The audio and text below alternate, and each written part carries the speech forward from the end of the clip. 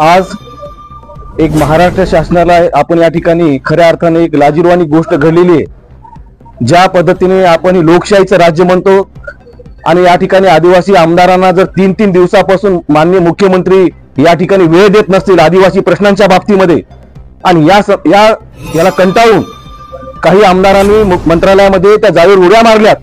हे खऱ्या अर्थानं या राज्यातल्या 1 कोटी आदिवासी जनतेचा या ठिकाणी माननीय मुख्यमंत्री साहेब या ठिकाणी अपमान करत आहेत आणि आमचं एकच म्हणणं आहे, या माध्यमातून आम्ही जर मुख्यमंत्री वेळ देत नसतील, या ठिकाणी विविध प्रश्नाला समजून घेत नसतील, तर आम्ही सर्व राज्यातले सर्व आदिवासी संघटना या ठिकाणी मुख्यमंत्री महोदयांचा या ठिकाणी निषेध व्यक्त करतो आणि आदिवासींच्या विरोधामध्ये कोणतंही पाऊल या ठिकाणी त्यांनी घेता कामा नये। आमची पेसा भरती असेल, त्याच पद्धतीने आदिवासी विशेष पदभरती असेल, या पदभरती कधी होणार हा प्रश्न या ठिकाणी राज्यातल्या सर्व आदिवासी समाजाला पडलेला आहे। या राज्यामध्ये हे लोकशाहीने चालणारं राज्य आहे, संविधानाने चालणारं राज्य आहे, ही हुकुमशाही नाहीये की आपण या ठिकाणी दडपशाहीच्या माध्यमातून या ठिकाणी एखाद्या समाजावर अन्याय करण्याची भूमिका या ठिकाणी एक मुख्यमंत्री कसे घेऊ शकतात हा प्रश्न या ठिकाणी सर्व जनतेला पडलेला आहे।